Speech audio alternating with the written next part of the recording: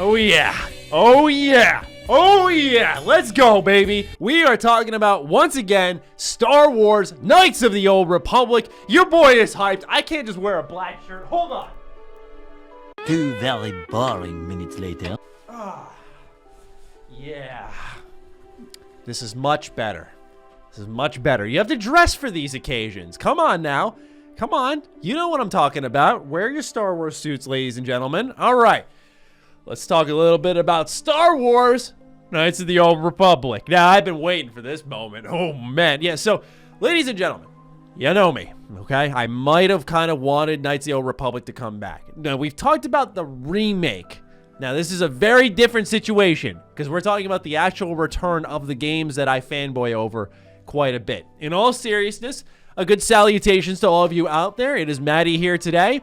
Now, it's no secret that Star Wars Knights of the Old Republic is one of my favorite RPGs. And one of my biggest frustrations is that a lot of people agree with that. A lot of people are at least big fans of the game. And somehow we have the return of Stubbs the Zombie happening, which is a very niche Xbox original game. It seems like a cool game, but still super niche. I see all these weird random games making returns, but KOTOR is just sitting there baking on the original Xbox. Its PC version is not updated outside of KOTOR 2. It's just a mess, man. And for a long, long while, I've sat there and went, why isn't there an HD remaster, a packaging of these two? How is this not happening? Well, if this source is to be believed, it's finally happening. So, who is this source?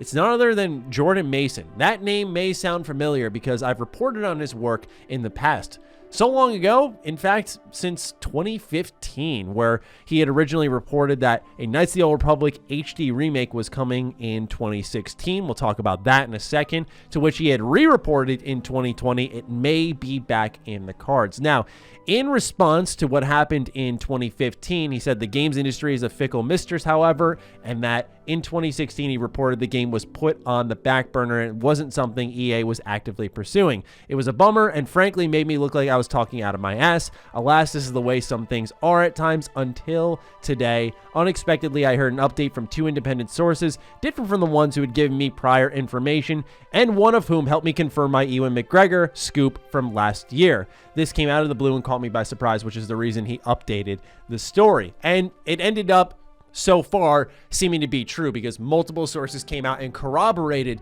these reportings, and there was a lot of excitement in the industry, and it happened again this year where a lot of people are talking about Knights of the Old Republic coming back. So do you have to fully buy in, fully trust this person? No, but when we look at the company who's reportedly doing the port, which is you guys too, Aspire, yeah, it's gonna make a lot more sense why exactly this is happening, and I'm gonna piece it all together. So Jordan reports on his Twitter account, heard some fun game stuff this week. Nothing huge and no real details, hence a tweet and not a post. You know how Jedi Knight games and Episode 1 Racer got Switch/modern console re-releases? Hearing KOTOR 1 and 2 will get the same at some point this year. He follows that up saying, note, this would be separate from the upcoming remake thingy, which would incorporate elements to include it into canon. These would be just straight upscaled ports. Now, I know for some of you out there, this is not thrilling. You don't care. But there's 2 reasons why this is important. Number 1, these games can be experienced on PlayStation and on Switch or a Nintendo console in general, which they never have been able to before. And so a lot of its exposure has gone a little bit quiet. Not as many people talk about it because it was either PC or Xbox. Now your phone and tablet thanks to Aspire. But most notably, it's been locked away on a couple of systems. So getting it over to PlayStation, getting it over to Switch, super, super important, and very much so as they're going to try to expand whatever the Old Republic is. And it needs to be relevant to all gamers, not just a certain section of them. Number 2, Star Wars Knights of the Old Republic 2, the game I mostly use for gameplay when I talk about KOTOR, got a very big update in 2015 where they did new textures. They went ahead and they gave it widescreen support. I've talked about this a lot in the past. I mean, they did controller support. They went above and beyond. They added achievements. It was wonderful. It was such a great surprise. But for some reason, KOTOR 1 never got that, and it desperately needs it. It really does. I would pay money just to have the KOTOR 1 update. I really would. And I know it's coming from a fanboy, but seriously, I would pay for that. I would love to have that. So knowing that KOTOR 1 can be widescreen with updated UI and achievements, trophies, give me some of that, baby. Let's go. Now, this would be coming from Aspyr most likely, given the fact that, of course, we saw them port Star Wars Jedi Knight Jedi Academy, Jedi Knight 2 Jedi Outcast, the Episode 1 racer game. They handled this stuff, and so I imagine next in line would be KOTOR. I remember when Jedi Knight 2 Jedi Outcast, as well as Jedi Knight Jedi Academy, got announced as Switch ports. It happened during a Direct. I think my reaction is somewhere online. I'm going to see if I can find it for this video. Daemon X Machina will be ready for action September 13th. Oh my god. Nope, no time. No time. The Star Wars classic. Oh my god! Oh my god! No! No fucking way! Oh my god!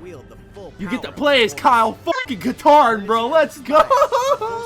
Yo! Jedi Knight 2 Jedi Outcast. Oh, hey, oh.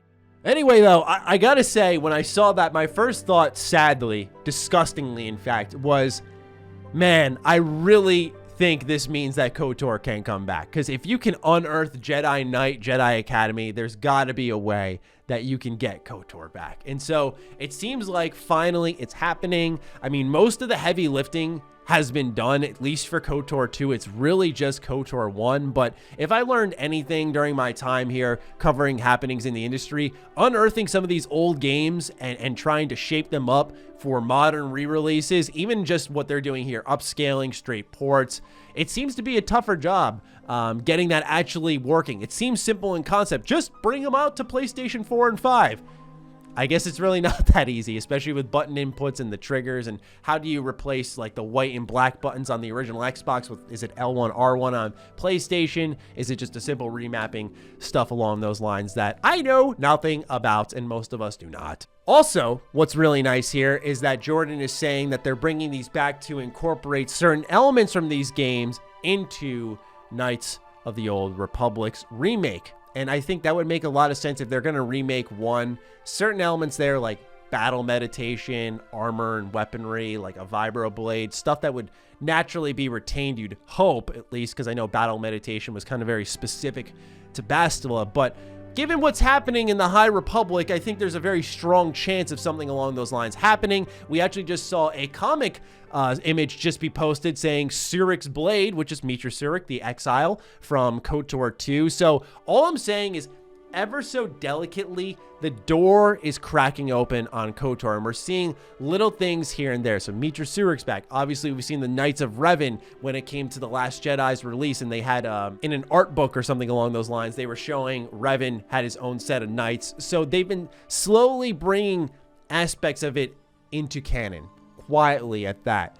And so now we're seeing battle meditation. I mean, the writing is on the wall that KOTOR is coming back, so it only makes sense to bring back these games, familiarize people with its source material at the bare minimum. I'm just nervous, too, on what they're going to cut out, right? Like, there are some phenomenal characters and stories that were told in these two games, and I'm excited to see them take a new vision, separate, by the way, separate from the ports, and try something out, because at least if the remake is terrible, you still have these ports existing that you can go and play and say, hey, here's what we grew up with, what we loved, what is KOTOR, this is what it's all about. I believe that Aspyr can get the job done, but, you know, just in case it ends up sucking, at least we're going to have these ports to reference back to. And you bet your butt I'm getting those platinum trophies, and you bet your butt again I'm going to do it on stream, okay? Because I am hyped for Mass Effect streams, KOTOR streams. It is going to be such a fun year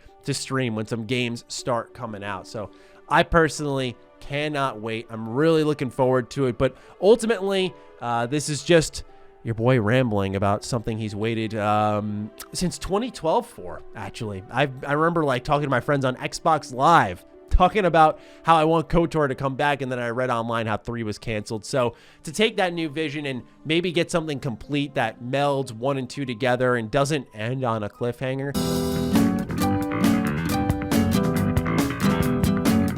could be really, really neat. So while there's some nerves there, I'm just interested and excited in what is held in the future. Most notably are these ports, according to Jordan Mason. And some of this information is starting to make the rounds. It was reported about a week ago, but I wanted to make sure I got it out to all of you. It wasn't high on the priority list, to be quite truthful with you, compared to the likes of Mass Effect updates and, of course, what's happening with BioWare and Anthem. So I apologize if some of this is late to all of you and you just want to hear my thoughts. But here we are today. And with that, that'll do it. So, ladies and gentlemen, what do you think of a Knights of the Old Republic 1 and 2 port? Let me know in the comments down below. Other than that, follow me on Twitter. Follow me on Instagram. If you want to hear more about KOTOR, you know I'm going to be your guy for all of that. They're in the links in the description down below. Other than that, big thank you to all of the patrons, all of the members who continue to support the KOTOR craze here. Stay sexy, stay active. I love you all. Peace.